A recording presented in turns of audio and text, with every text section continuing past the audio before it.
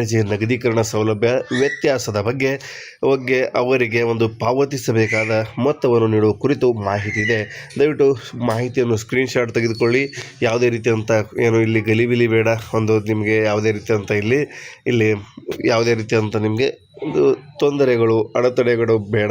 ಏಕೆಂದರೆ ಬಹಳ ಇಂಪಾರ್ಟೆಂಟ್ ಆಗಿರುವಂಥ ಮಾಹಿತಿ ಇದೆ. ಯಾರೆಲ್ಲ ನಿವೃತ್ತರಾಗ್ತಾ ಇದ್ದಾರೆ, ಇನ್ನು ಮುಂದೆ ಆಗ್ತಾರೆ, ಜೊತೆಗೆ 2022ರಲ್ಲಿ ಯಾರೆಲ್ಲ ಆಗಿದ್ದಾರೆ ಮತ್ತು 2022, 23 ಆಗಿರ್ಬೋದು, 24 ಆಗಿರ್ಬೋದು, 25 ಆಗಿರ್ಬೋದು, ಅಥವಾ ಈಗ ಪ್ರಸ್ತುತ ಸಾಲಿನ 26 ಆಗಿರ್ಬೋದು, ಈ ಎಲ್ಲ ಸಾಲಿನಲ್ಲಿ ಯಾರೆಲ್ಲ ಒಂದು ನಿವೃತ್ತರಾಗಿರ್ತಾರೆ ಅವರಿಗೆ ಗಳಿಕೆ ರಜೆ ಆಗಿರಬಹುದು, ಜೊತೆಗೆ ಉಪದಾನ, ಜೊತೆಗೆ ಯಾವೆಲ್ಲ ಒಂದು ಸೌಲಭ್ಯಗಳು ವೇತನ ಶ್ರೇಣಿಗಳಾಗಿರ್ಬೋದು, ಯಾವ ರೀತಿಯಾದಂಥ 7ನೇ ವೇತನ ಆಯೋಗದ ಅಡಿಯಲ್ಲಿ ಒಂದು ಅಪ್ಗ್ರೇಡ್ ಮಾಡಿ ನೀಡಲಾಗ್ತಾ ಇದೆ. ಅದಕ್ಕೆ ಸಂಬಂಧಿಸಿದಂತೆ ಕರ್ನಾಟಕ ರಾಜ್ಯ ಸರ್ಕಾರದಿಂದ ಮಹತ್ವದ ಒಂದು ಆದೇಶ ನೀಡಿದೆ. ಆ ಒಂದು ಮಹತ್ವದ ಆದೇಶದ ಬಗ್ಗೆ ನಿಮಗೆ ಸಂಪೂರ್ಣವಾಗಿ ತಿಳಿಸ್ತೀನಿ. ನೀವು ಸಂಪೂರ್ಣವಾದಂಥ ಈ ಒಂದು ಮಾಹಿತಿಯನ್ನು ತಿಳಿದುಕೊಳ್ಳಿ. ಮಾಹಿತಿಯ ಪ್ರತಿಯ ಒಂದು ಲಿಂಕು PDF ನಿಮಗೆ ಈ ಒಂದು ವಿಡಿಯೋದ ಡಿಸ್ಕ್ರಿಪ್ಷನ್ನಲ್ಲಿ ಇರುತ್ತೆ. ದಯವಿಟ್ಟು ಪಡೆದುಕೊಳ್ಳಿ. ಜೊತೆಗೆ ಈ ಮಾಹಿತಿಯನ್ನು ಶೇರ್ ಮಾಡಿಕೊಳ್ಳಿ ಮತ್ತು ಶೇರ್ ಮಾಡಿ, ಸಬ್ಸ್ಕ್ರೈಬ್ ಮಾಡಿ ಚಾನಲ್ಗೆ ಮತ್ತು ಲೈಕ್ ಮಾಡ್ತಾ ಇರಿ. ನೋಡ್ತಾ ಇದ್ದೀರಾ ಕರ್ನಾಟಕ ಸರ್ಕಾರ ಸಂಖ್ಯೆ ಬಂದ್ಬಿಟ್ಟು ಇಲ್ಲಿ ನೋಡ್ತಾ ಇದ್ದೀರಾ. ಜೊತೆಗೆ ಕರ್ನಾಟಕ ಸರ್ಕಾರದ ಸಚಿವಾಲಯ ಬಹುಮಹಡಿ ಕಟ್ಟಡ ಡಾಕ್ಟರ್ BR ಅಂಬೇಡ್ಕರ್ ಏನು ಇಲ್ಲಿ ಬೆಂಗಳೂರು ದಿನಾಂಕ 16/3/2023 ಮಾಹಿತಿಯನ್ನು ನೀವು ನೋಡ್ತಾ ಇದ್ದೀರಾ. ಅಧಿಕೃತವಾದಂಥ ಅನಧಿಕೃತ ಟಿಪ್ಪಣಿ ಅಂತ ಬರೆದಿದ್ದಾನೆ. ಒಂದು ಅನಧಿಕೃತ ಟಿಪ್ಪಣಿ ಅಂದರೆ ಇಲ್ಲಿ ವಿಷಯ ಬಂದ್ಬಿಟ್ಟು ಒಂದು ದಿನಾಂಕ 1/7/2022ರಿಂದ 31/7/2024 ಅವಧಿಯಲ್ಲಿ ನಿವೃತ್ತರಾದ ನೌಕರರಿಗೆ 7ನೇ ಪರಿಷ್ಕೃತ ವೇತನ ಶ್ರೇಣಿಯಲ್ಲಿ ಮರಣ ಮತ್ತು ನಿವೃತ್ತ ಉಪದಾನ, ಪರಿವರ್ತ ಪಿಂಚಣಿ, ಜೊತೆಗೆ ನಿವೃತ್ತ ನಂತರದ ಗಳಿಕೆ ರಜೆ ನಗದೀಕರಣ ಸೌಲಭ್ಯ ವ್ಯತ್ಯಾಸದ ಬಗ್ಗೆ ಅವರಿಗೆ ಪಾವತಿಸಬೇಕಾದ ಮೊತ್ತವನ್ನು ನೀಡುವ ಕುರಿತು. ಇಲ್ಲಿ ಒಟ್ಟಾರೆಯಾಗಿ ಹೇಳಬೇಕಾದ್ರೆ ದಯವಿಟ್ಟು ಕನ್ಫ್ಯೂಸ್ ಮಾಡ್ಕೋಬೇಡಿ. ಯಾವುದೇ ರೀತಿಯಿಂದ ಕನ್ಫ್ಯೂಸ್ ಮಾಡೋದು ಬೇಡ. ದಯವಿಟ್ಟು ನೀವು ಕಮೆಂಟ್ಸಲ್ಲಿ ನಿಮ್ಮ ಒಂದು ಏನಾದರೂ ನಿಮ್ಮ ಒಂದು ಪ್ರಶ್ನೆಗಳಿದ್ದರೆ ದಯವಿಟ್ಟು ನೀವು ಕೇಳಬಹುದು. ಏನಿದೆ ಅಂದರೆ ಈ ಒಂದು ವಿಷಯ ಪರ್ಟಿಕ್ಯುಲರ್ ಆಗಿ ನಾವು ಹೇಳೋದಾದರೆ 7ನೇ ವೇತನ ಆಯೋಗದ ಅಡಿಯಲ್ಲಿ, ಏಕೆಂದರೆ ರಾಜ್ಯದಲ್ಲಿ 7ನೇ ವೇತನ ಆಯೋಗ ಜಾರಿಗೆ ಬಂದಿದೆ. ಹಾಗಾಗಿ ಇನ್ನು ಮುಂದೆ ಅಥವಾ 2022ರಿಂದ 24 ಅವಧಿಯಲ್ಲಿ ಆ ಪೀರಿಯಡಲ್ಲಿ ಯಾರೆಲ್ಲ ಒಂದು ನಿವೃತ್ತರಾಗಿರ್ತಾರೆ ಅವರಿಗೆ ಇಲ್ಲಿ 7ನೇ ಪರಿಷ್ಕೃತ ವೇತನ ಆಯೋಗದ ಅಡಿಯಲ್ಲಿ ಸೌಲಭ್ಯಗಳು ನೀಡುವ ಬಗ್ಗೆ. ಅರ್ಥ ಆಯ್ತಾ? 7ನೇ ವೇತನ ಆಯೋಗದ ಅಡಿಯಲ್ಲಿ ಅವರಿಗೆ ಒಂದು ಸೌಲಭ್ಯಗಳು ನೀಡುವ ಕುರಿತು ಮಾಹಿತಿ ಇದೆ. 7ನೇ ವೇತನ ಆಯೋಗದ ಅಡಿಯಲ್ಲಿ ಮೊದಲೆಲ್ಲ 6ನೇ ವೇತನ ಇತ್ತು. ಹಾಗಾಗಿ 7ನೇ ವೇತನ ಜಾರಿಯಾಗಿತ್ತು. 7ನೇ ವೇತನ ಆಯೋಗದ ಸೌಲಭ್ಯಗಳು ಎಲ್ಲರಿಗೂ ಸಿಗಬೇಕು ಅಂತ ಒಂದು ಇದು ಮಾಡ್ತಾಯಿದ್ರು. ಹಾಗಾಗಿ ಕರ್ನಾಟಕ ರಾಜ್ಯ ಸರ್ಕಾರ 2022ರಿಂದ ಮೇಲ್ಪಟ್ಟವರಿಗೆಲ್ಲರಿಗೂ ಸಹ 7ನೇ ವೇತನ ಆಯೋಗದ ಅಡಿಯಲ್ಲಿ ಪಿಂಚಣಿ ಆಗಿರಬಹುದು, ಪರಿವರ್ತಿತ ಪಿಂಚಣಿ, ಜೊತೆಗೆ ನಿವೃತ್ತರಂಥದ್ದು ಗಳಿಕೆ ರಜೆ ನಗದೀಕರಣ, ಮರಣ ಮತ್ತು ನಿವೃತ್ತಿ ಉಪದಾನ ಆಗಿರ್ಬೋದು, ಇತರೆ ಸೌಲಭ್ಯಗಳನ್ನು 7ನೇ ವೇತನ ಆಯೋಗದ ಅಡಿಯಲ್ಲಿ ಅಪ್ಗ್ರೇಡ್ ಮಾಡಿ ಕೊಡುವ ಬಗ್ಗೆ ಇಲ್ಲಿ ಮಾಹಿತಿ ಇದೆ. ಅದಕ್ಕೆ ಸಂಬಂಧಿಸಿದಂತೆ ಇದು ಅಧಿಕೃತ ಅಂತ ಆದೇಶವಾಗಿದೆ. ದಯವಿಟ್ಟು ಕನ್ಫ್ಯೂಸ್ ಮಾಡ್ಕೊಬೇಡಿ. ಉಲ್ಲೇಖ ಬಂದ್ಬಿಟ್ಟು ಮೊನ್ನೆ ವಿಧಾನ ಪರಿಷತ್ತಿನ ಸದಸ್ಯರಾದ ಶ್ರೀ ಅಯನ್ ಡಿಸೋಜಾ ಅವರ ಪತ್ರ ದಿನಾಂಕ 27/6/2025 ನೀಡಲಾಗಿತ್ತು. ಅದರ ಬಗ್ಗೆ ಒಂದು ಮೇಲ್ಕಂಡ ವಿಷಯಕ್ಕೆ ಸಂಬಂಧಿಸಿದಂತೆ ಉಲ್ಲೇಖಿತ ಪತ್ರದಲ್ಲಿ ಕರ್ನಾಟಕ ನಿವೃತ್ತ ನೌಕರರ ವೇದಿಕೆ ಕೇಂದ್ರ ಸಮಿತಿ ಬೆಂಗಳೂರು ದಿನಾಂಕ 1/7/2022ರಿಂದ 31/7/2024 ಅವಧಿಯಲ್ಲಿ ನಿವೃತ್ತರಾದ ನೌಕರರಿಗೆ 7ನೇ ವೇತನ ಶ್ರೇಣಿಯಲ್ಲಿ ಮರಣ ಮತ್ತು ನಿವೃತ್ತ ಉಪದಾನ, ಪರಿವರ್ತಿತ ಪಿಂಚಣಿ, ನಿವೃತ್ತ ನಂತರದ ಗಳಿಕೆ ರಜೆ ನಗದೀಕರಣ ಸೌಲಭ್ಯ ವ್ಯತ್ಯಾಸದ ಬಗ್ಗೆ ಅವರ ಪಾವತಿಸಬೇಕಾದ ಮೊತ್ತ ನೀಡಿದ ಕುರಿತು ಪರಿಶೀಲಿಸಿ ಈ ವರ್ಷದ ಬಜೆಟ್ ಅವಧಿಯಲ್ಲಿ ಅಧಿವೇಶನದ ಸಂದರ್ಭದಲ್ಲಿ ವ್ಯತ್ಯಾಸದ ಮೊತ್ತವನ್ನು ನೀಡುವಂತೆ ಕೋರಿದ್ದು, ಸದರಿ ವಿಷಯವು ತಮ್ಮ ಎಲ್ಲ ಇಲಾಖೆ ವ್ಯಾಪ್ತಿಗೆ ಸಂಬಂಧಪಟ್ಟಿರುವುದರಿಂದ ಉಲ್ಲೇಖಿತ ಪತ್ರವನ್ನು ಇದರೊಂದಿಗೆ ಲಗತ್ತಿಸಿ ತಮಗೆ ಕಳುಹಿಸಲಾಗುತ್ತದೆ ಅಂತ ಇಲ್ಲಿ ಹೇಳ್ತಾ ಇದ್ದಾರೆ. ನೋಡ್ತಾ ಇದ್ದೀರಲ್ಲ, ವಿಷಯದ ಒಂದು ಡೆಪ್ತ್ ತಿಳ್ಕೊತಾ ಇದ್ದೀರಾ ನೀವು ಯಾವ ರೀತಿಯಾಗಿ ಇಲ್ಲಿ ನಿವೃತ್ತ ನೌಕರ ಕರ್ನಾಟಕ ರಾಜ್ಯ ಕರ್ನಾಟಕ ನಿವೃತ್ತ ಸರ್ಕಾರಿ ನೌಕರರ ವೇದಿಕೆ ಕೇಂದ್ರ ಸಮಿತಿ ಬೆಂಗಳೂರು ಒಂದು ಪತ್ರ ಬರೆದಿತ್ತು. ಆ ಪತ್ರ ಏನಂದರೆ 7ನೇ ವೇತನ ಆಯೋಗದ ಅಡಿಯಲ್ಲಿ ನೀವು ನೀಡಬೇಕು. ಹಾಗಾಗಿ ಇಲ್ಲಿ ಮಾನ್ಯ ವಿಧಾನ ಪರಿಷತ್ತಿನ ಸದಸ್ಯರಾದ ಶ್ರೀ ಅಯನ್ ಡಿಸೋಜಾ ರವರ ಪತ್ರ ದಿನಾಂಕ ಸಹ ನೀವು ನೋಡ್ತಾ ಇದ್ದೀರಾ. ಹಾಗಾಗಿ ಎಲ್ಲ ಒಂದು ವಿಷಯವನ್ನು ಏನು ಮನಗಂಡಂಥ ಸರ್ಕಾರ ಈ ಸದರಿ ವಿಷಯವು ತಮ್ಮ ಎಲ್ಲ ಇಲಾಖೆ ವ್ಯಾಪ್ತಿಗೆ ಸಂಬಂಧಪಟ್ಟಿರುವುದರಿಂದ ಉಲ್ಲೇಖಿತ ಪತ್ರವನ್ನು ಇದರೊಂದಿಗೆ ಲಗತ್ತಿಸಿ ತಮಗೆ ಕಳಿಸಲಾಗುತ್ತದೆ ಅಂತ ಹೇಳ್ತಾ ಇದ್ದಾರೆ. ಈ ವ್ಯತ್ಯಾಸದ ಮೊತ್ತವನ್ನು ನೀಡುವಂತೆ ಕೋರಿದ್ದು ಈಗ ಈ ಸದರಿ ಒಂದು ಮಾಹಿತಿಯನ್ನು ರಾಜ್ಯ ಸರ್ಕಾರ ಈಗ ಒಂದು ಪರಿಗಣನೆಗೆ ತೆಗೆದುಕೊಂಡು ಅವರಿಗೆ ಒಂದು ಈಗ ಈ ಸೌಲಭ್ಯಗಳು ನೀಡೋದಕ್ಕೆ ಮುಂದಾಗ್ತಾ ಇದೆ. ಹಾಗಾಗಿ ಅದರ ಒಂದು ಅಧಿಕೃತ ಪತ್ರ ಇಲ್ಲಿ ಲಗತ್ತಿಸಲಾಗಿದೆ. ನೋಡ್ತಾ ಇದ್ದೀರಾ, ಸಂದೀಪ್ BK ಸರ್ಕಾರದ ಅಧೀನ ಕಾರ್ಯದರ್ಶಿ ಸಿಬ್ಬಂದಿ ಮತ್ತು ಆಡಳಿತ ಸುಧಾರಣಾ ಇಲಾಖೆ ರಾಜಕೀಯ ಅಂತ ಬರೆದವ್ರೆ. ಏನಂದರೆ ಇವರಿಗೆ ಸರ್ಕಾರದ ಅಪರ ಮುಖ್ಯ ಕಾರ್ಯದರ್ಶಿ ಆರ್ಥಿಕ ಇಲಾಖೆ ವಿಧಾನಸೌಧ ಇವರು ಬರೆದಿರುವಂಥದ್ದು. ಮಾಹಿತಿಗಾಗಿ IN ಡಿಸೋಜ ಮಾನ್ಯ ಶಾಸಕರು ಕರ್ನಾಟಕ ವಿಧಾನ ಪರಿಷತ್ತು ಇಲ್ಲಿ room number 3rd block legislative house Bengaluru ಅಂತ ಬರೆದಿದ್ದಾರೆ. ಈ ಎಲ್ಲ ಮಾಹಿತಿ ಸಹ ನೀವು ನೋಡ್ತಾ ಇದ್ದೀರಾ. ಯಾವುದೇ ರೀತಿಯಂಥ ಕನ್ಫ್ಯೂಸ್ ಇದ್ದರೆ ದಯವಿಟ್ಟು ನೀವು ಕೇಳ್ಬೋದು. ಇಲ್ಲಿ ಯಾವುದೇ ರೀತಿಯಂಥ ಕನ್ಫ್ಯೂಷನ್ ಮಾಡ್ಕೊಳ್ಳುವಂಥ ಅವಶ್ಯಕತೆ ಇಲ್ಲ. ಕರ್ನಾಟಕ ರಾಜ್ಯ ನಿವೃತ್ತ ನೌಕರರಿಗೆ ಸಿಹಿ ಸುದ್ದಿ ಇದೆ. 2022ರಿಂದ 24ರ ಅವಧಿಯಲ್ಲಿ ನಿವೃತ್ತರಾದ ನೌಕರರಿಗೆ 7ನೇ ವೇತನ ಆಯೋಗ ನೀಡಬೇಕು ಅಂತ ಕರ್ನಾಟಕ ರಾಜ್ಯ ನಿವೃತ್ತ ಸರ್ಕಾರಿ ನೌಕರರ ಸಂಘ ಪಟ್ಟು ಹಿಡಿದಿತ್ತು. ಆ ಒಂದು ಪಟ್ಟು ಹಿಡಿದಾಗ ರಾಜ್ಯ ಸರ್ಕಾರ ಅದಕ್ಕೆ ಸಂಬಂಧಿಸಿದಂತೆ ಈಗ ಅಧಿಕೃತ ಆದೇಶ ಜಾರಿ ತರ್ತಾ ಇದೆ. ಹಾಗಾಗಿ ಅದಕ್ಕೆ ಸಂಬಂಧಿಸಿದಂಥ ಎಲ್ಲ ಒಂದು ಮಾಹಿತಿ ಇಲ್ಲಿ ನೀವು ನೋಡ್ತಾ ಇದ್ದೀರಾ. ಕರ್ನಾಟಕ ಸರ್ಕಾರದಿಂದ ಈ ಒಂದು ಮಾಹಿತಿ ಬಿಡುಗಡೆ ಮಾಡಿದ್ದಾರೆ. ಹಾಗಾಗಿ ಇದರ ಒಂದು ಪತ್ರ ಸಹ ಇಲ್ಲಿ ನೀವು ಅಧಿಕೃತವಾದಂಥ ಪತ್ರ ನೋಡ್ತಾ ಇದ್ದೀರಾ ಸರ್ಕಾರದಿಂದ. ಹಾಗಾಗಿ ಸಂದೀಪ್ BK ಕರ್ನಾಟಕ ಅಧೀನ ಕಾರ್ಯದರ್ಶಿ ಸಿಬ್ಬಂದಿ ಮತ್ತು ಆಡಳಿತ ಸುಧಾರಣಾ ಇಲಾಖೆ ರಾಜಕೀಯ ಇವರು ಎಲ್ಲನೂ ಸಹ ಇಲ್ಲಿ ತಮ್ಮ ಒಂದು ಏನೆಲ್ಲ ವಿಷಯ ಬೇಡಿಕೆ ಇದೆ, ಜೊತೆಗೆ ಯಾರೋ ಒಂದು ಬೇಡಿಕೆ ಸಲ್ಲಿಸಿದ್ದಾರೆ, ಯಾವ ಶಾಸಕರಿಂದ ಬೇಡಿಕೆ ಇಡಲಾಗಿತ್ತು, ಜೊತೆಗೆ ಯಾರೆಲ್ಲ ಏನೆಲ್ಲ ಒಂದು ಪತ್ರಗಳ ಉಲ್ಲೇಖಗಳಿದ್ದಾವೆ, ಈ ಎಲ್ಲ ಒಂದು ಸಂಬಂಧಿಸಿದಂಥ ಮಾಹಿತಿ ಇಲ್ಲಿದೆ. ಹಾಗಾಗಿ ನಿವೃತ್ತ ಸರ್ಕಾರಿ ನೌಕರರು ದಯವಿಟ್ಟು ಈ ಒಂದು ಗಮನ ಹರಿಸಲೇಬೇಕು. 7ನೇ ವೇತನ ಆಯೋಗದ ಪರಿಷ್ಕೃತ ವೇತನ ಶ್ರೇಣಿಯಲ್ಲಿ ಯಾರೆಲ್ಲ ನಿವೃತ್ತರಾಗ್ತಾ ಇದ್ದಾರೆ ಅವರಿಗೆ ಸಹ ಇದೊಂದು ಹೆಲ್ಪ್ ಆಗಲಿದೆ. ಯಾಕಂದರೆ 6ನೇ ವೇತನ ಆಯೋಗದ ಅಡಿಯಲ್ಲಿರುವಂಥದ್ದು ಎಲ್ಲ ಒಂದು ಬೇರೆ ಬೇರೆ ಡಿಫ್ರೆಂಟ್ ಆದಂಥ ಗಳಿಕೆ ರಜೆ ನಗದೀಕರಣ ಆಗಿರ್ಬೋದು, ಪರಿವರ್ತಿತ ಪಿಂಚಣಿ ಆಗಿರ್ಬೋದು, ಮರಣ ಮತ್ತು ನಿವೃತ್ತಿ ಉಪದಾನ ಆಗಿರ್ಬೋದು, ಮಗದೊಂದು ಎಲ್ಲ ಒಂದು ಡಿಫ್ರೆಂಟ್ ಆಗಿರುವಂಥ ಪೇ ಸ್ಕೇಲ್ ಆಗಿರೋದರಿಂದಾಗಿ ಆ ಒಂದು ಪೇ ಸ್ಕೇಲನ್ನು ತೆಗೆದುಹಾಕಿ ಈಗ ಹೊಸದಾಗಿ ಕರ್ನಾಟಕ ರಾಜ್ಯದಲ್ಲಿ ಜಾರಿಯಾಗಿರುವಂಥ 7ನೇ ವೇತನ ಆಯೋಗದ ಅಡಿಯಲ್ಲಿ ಎಲ್ಲ ಸೌಲಭ್ಯ ರಾಜ್ಯ ಸರ್ಕಾರ ನೀಡಬೇಕು ಅಂತ ಕರ್ನಾಟಕ ರಾಜ್ಯ ನಿವೃತ್ತ ಸರ್ಕಾರಿ ನೌಕರರ ಸಂಘ ಪಟ್ಟು ಹಿಡಿದಿತ್ತು. ಅದಕ್ಕೆ ಸಂಬಂಧಿಸಿದಂತೆ ಈ ಒಂದು ಆದೇಶ ನೀವು ಸಹ ನೋಡ್ತಾ ಇದ್ದೀರಾ. ದಯವಿಟ್ಟು ಮಾಹಿತಿಯನ್ನು ನಿಮಗೆ ಇಷ್ಟ ಆಗಿದರೆ ಲೈಕ್ ಮಾಡೋದನ್ನು ಮರಿಬೇಡಿ. ಹಾಗೆ ಮಾಹಿತಿಯನ್ನು ಶೇರ್ ಮಾಡಿ, ಚಾನಲ್ಗೆ ಸಬ್ಸ್ಕ್ರೈಬ್ ಮಾಡ್ಕೊಳ್ಳಿ. ಆತ್ಮೀಯ ಕರ್ನಾಟಕ ರಾಜ್ಯ ಸರ್ಕಾರಿ ನೌಕರರೇ, ಮಹತ್ವದ ಮಾಹಿತಿಗೆ ಸ್ವಾಗತ ಸುಸ್ವಾಗತ. ವಿಷಯ ಬಂದುಬಿಟ್ಟು ದಿನಾಂಕ 1/7/2022ರಿಂದ 31/7/2024 ಅವಧಿಯಲ್ಲಿ ನಿವೃತ್ತರಾದ ನೌಕರರಿಗೆ 7ನೇ ವೇತನ ಪರಿಷ್ಕೃತ ವೇತನ ಶ್ರೇಣಿಯಲ್ಲಿ ಮರಣ ಮತ್ತು ನಿವೃತ್ತ ಉಪದಾನ, ಪರಿವರ್ತಿತ ಪಿಂಚಣಿ ಮತ್ತು ನಂತರದ ಗಳಿಕೆ ರಜೆ ನಗದೀಕರಣ ಸೌಲಭ್ಯ ವ್ಯತ್ಯಾಸದ ಬಗ್ಗೆ ಅವರಿಗೆ ಪಾವತಿಸಬೇಕಾದ ಮೊತ್ತವನ್ನು ನೀಡುವ ಕುರಿತು. ದಯವಿಟ್ಟು ಕನ್ಫ್ಯೂಸ್ ಮಾಡ್ಕೋಬೇಡಿ. 7ನೇ ವೇತನ ಆಯೋಗದ ಬಗ್ಗೆ ಮಾಹಿತಿ ಇದೆ. ಏನಂದರೆ 2022ರಿಂದ 24ರ ಅವಧಿಯಲ್ಲಿ ಯಾರೆಲ್ಲ ರಿಟೈರ್ಡ್ ಆಗಿರ್ತಾರೆ, ನಿವೃತ್ತರಾಗಿರ್ತಾರೆ, ಅವರಿಗೆ 7ನೇ ವೇತನ ಪರಿಷ್ಕೃತ ಶ್ರೇಣಿಯಲ್ಲಿ ಮರಣ ಮತ್ತು ನಿವೃತ್ತ ಉಪದಾನ, ಪರಿವರ್ತಿತ ಪಿಂಚಣಿ ಜೊತೆಗೆ ಗಳಿಕೆ ರಜೆ ನಗದೀಕರಣ ಸೌಲಭ್ಯ ವ್ಯತ್ಯಾಸದ ಬಗ್ಗೆ ಅವರಿಗೆ ಒಂದು ಪಾವತಿಸಬೇಕಾದ ಮೊತ್ತವನ್ನು ನೀಡುವ ಕುರಿತು ಮಾಹಿತಿ ಇದೆ. ದಯವಿಟ್ಟು ಮಾಹಿತಿಯನ್ನು ಸ್ಕ್ರೀನ್ಶಾಟ್ ತೆಗೆದುಕೊಳ್ಳಿ. ಯಾವುದೇ ರೀತಿಯಂಥ ಇಲ್ಲಿ ಗಲಿಬಿಲಿ ಬೇಡ. ನಿಮಗೆ ಯಾವುದೇ ರೀತಿಯಂಥ ಇಲ್ಲಿ ಯಾವುದೇ ರೀತಿಯಂಥ ನಿಮಗೆ ಒಂದು ತೊಂದರೆಗಳು, ಅಡೆತಡೆಗಳು ಬೇಡ.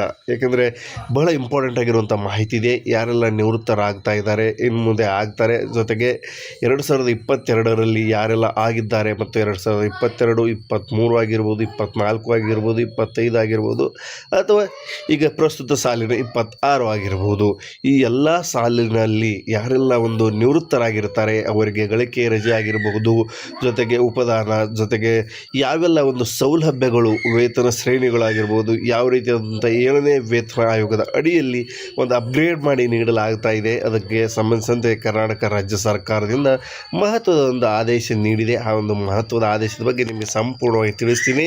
ನೀವು ಸಂಪೂರ್ಣವಾದಂಥ ಮಾಹಿತಿಯನ್ನು ತಿಳಿದುಕೊಳ್ಳಿ.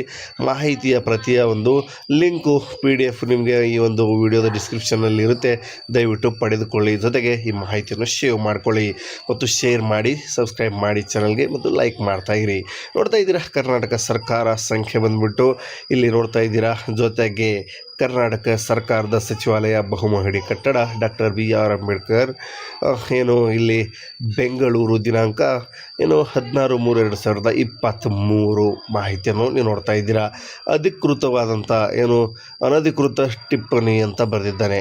ಒಂದು ಅನಧಿಕೃತ ಟಿಪ್ಪಣಿ ಅಂದರೆ ಇಲ್ಲಿ ವಿಷಯ ಬಂದ್ಬಿಟ್ಟು ಒಂದು ದಿನಾಂಕ 1/7/2022ರಿಂದ 31/7/2024 ಅವಧಿಯಲ್ಲಿ ನಿವೃತ್ತರಾದ ನೌಕರರಿಗೆ 7ನೇ ಪರಿಷ್ಕೃತ ವೇತನ ಶ್ರೇಣಿಯಲ್ಲಿ ಮರಣ ಮತ್ತು ನಿವೃತ್ತ ಉಪದಾನ ಪರಿವರ್ತ ಪಿಂಚಣಿ ಜೊತೆಗೆ ನಿವೃತ್ತ ನಂತರದ ಗಳಿಕೆ ರಜೆ ನಿಗದೀಕರಣ ಸೌಲಭ್ಯ ವ್ಯತ್ಯಾಸದ ಬಗ್ಗೆ ಅವರಿಗೆ ಪಾವತಿಸಬೇಕಾದ ಮೊತ್ತವನ್ನು ನೀಡುವ ಕುರಿತು. ಇಲ್ಲಿ ಒಟ್ಟಾರೆಯಾಗಿ ಹೇಳಬೇಕಾದ್ರೆ ದಯವಿಟ್ಟು ಕನ್ಫ್ಯೂಸ್ ಮಾಡ್ಕೋಬೇಡಿ. ಯಾವುದೇ ರೀತಿಯಿಂದ ಕನ್ಫ್ಯೂಸ್ ಮಾಡೋದು ಬೇಡ. ದಯವಿಟ್ಟು ನೀವು ಕಮೆಂಟ್ಸಲ್ಲಿ ನಿಮ್ಮ ಒಂದು ಏನಾದರೂ ನಿಮ್ಮ ಒಂದು ಪ್ರಶ್ನೆಗಳಿದ್ದರೆ ದಯವಿಟ್ಟು ನೀವು ಕೇಳಬಹುದು.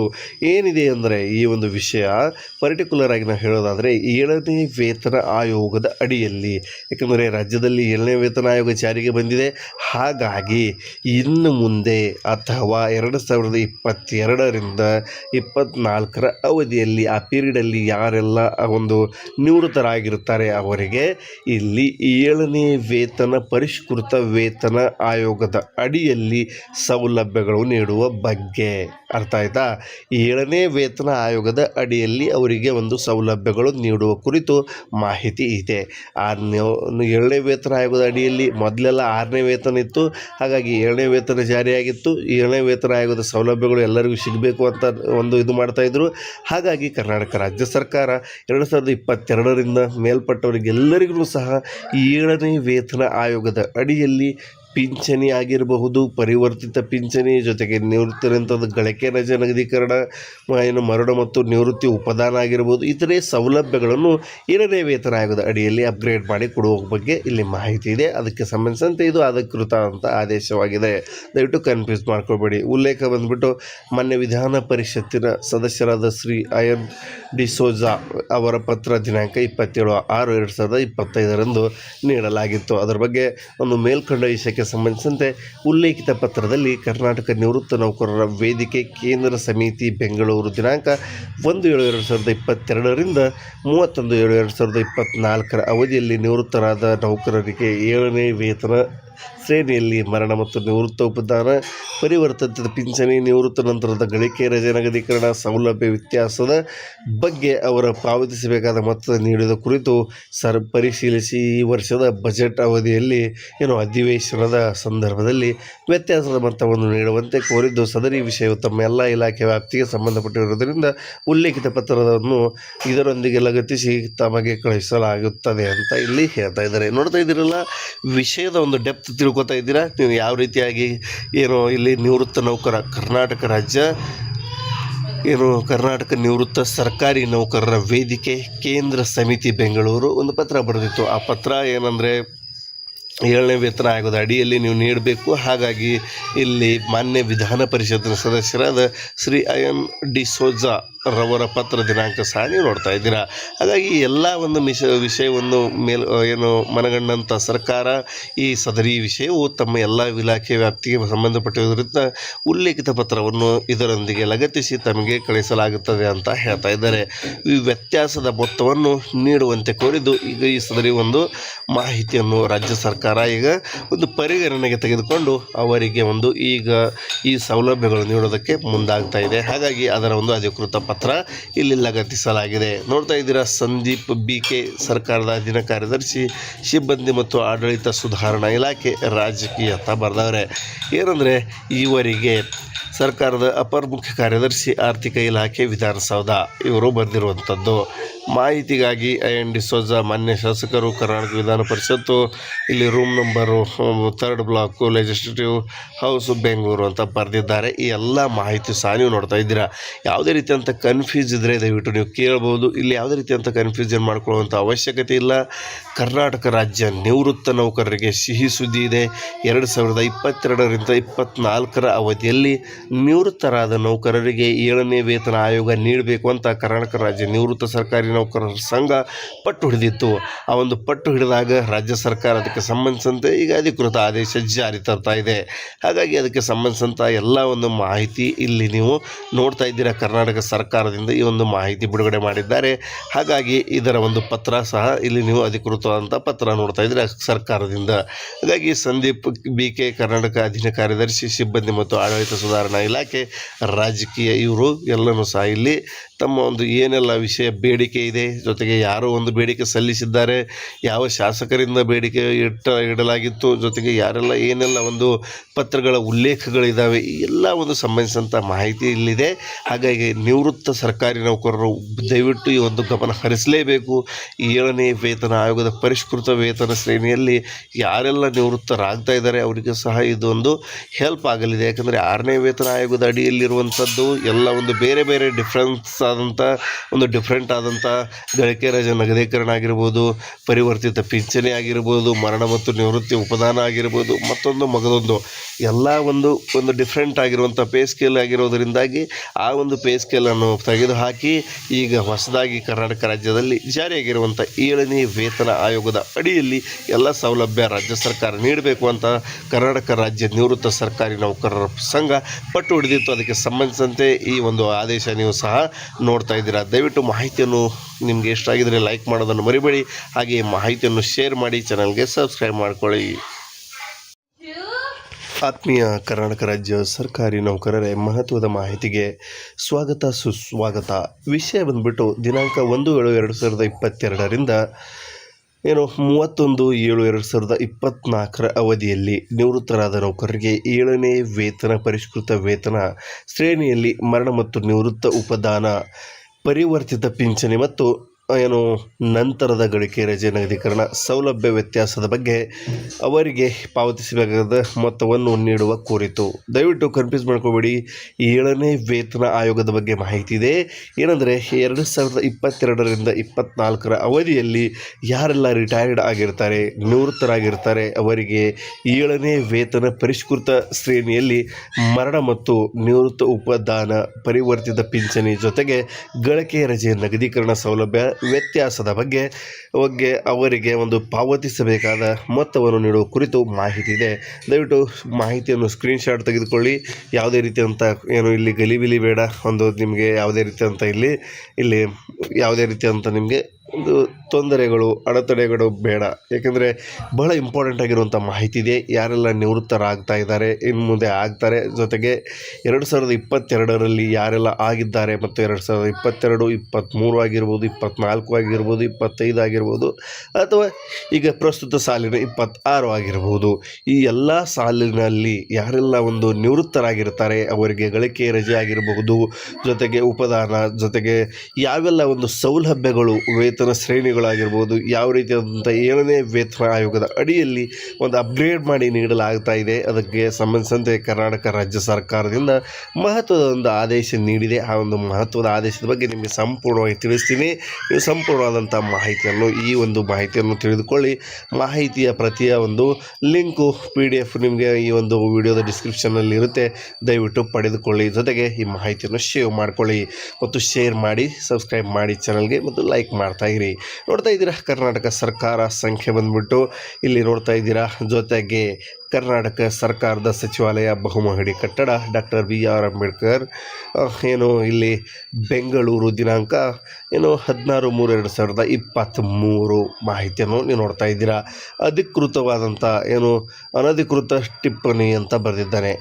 ಒಂದು ಅನಧಿಕೃತ ಟಿಪ್ಪಣಿ ಅಂದರೆ ಇಲ್ಲಿ ವಿಷಯ ಬಂದ್ಬಿಟ್ಟು ಒಂದು ದಿನಾಂಕ 1/7/2022ರಿಂದ 31/7/2024 ಅವಧಿಯಲ್ಲಿ ನಿವೃತ್ತ ನಿವೃತ್ತರಾದ ನೌಕರರಿಗೆ 7ನೇ ಪರಿಷ್ಕೃತ ವೇತನ ಶ್ರೇಣಿಯಲ್ಲಿ ಮರಣ ಮತ್ತು ನಿವೃತ್ತ ಉಪದಾನ ಪರಿವರ್ತ ಪಿಂಚಣಿ ಜೊತೆಗೆ ನಿವೃತ್ತ ನಂತರದ ಗಳಿಕೆ ರಜೆ ನಗದೀಕರಣ ಸೌಲಭ್ಯ ವ್ಯತ್ಯಾಸದ ಬಗ್ಗೆ ಅವರಿಗೆ ಪಾವತಿಸಬೇಕಾದ ಮೊತ್ತವನ್ನು ನೀಡುವ ಕುರಿತು. ಇಲ್ಲಿ ಒಟ್ಟಾರೆಯಾಗಿ ಹೇಳಬೇಕಾದ್ರೆ ದಯವಿಟ್ಟು ಕನ್ಫ್ಯೂಸ್ ಮಾಡ್ಕೋಬೇಡಿ, ಯಾವುದೇ ರೀತಿಯಿಂದ ಕನ್ಫ್ಯೂಸ್ ಮಾಡೋದು ಬೇಡ. ದಯವಿಟ್ಟು ನೀವು ಕಮೆಂಟ್ಸಲ್ಲಿ ನಿಮ್ಮ ಒಂದು ಏನಾದರೂ ನಿಮ್ಮ ಒಂದು ಪ್ರಶ್ನೆಗಳಿದ್ದರೆ ದಯವಿಟ್ಟು ನೀವು ಕೇಳಬಹುದು.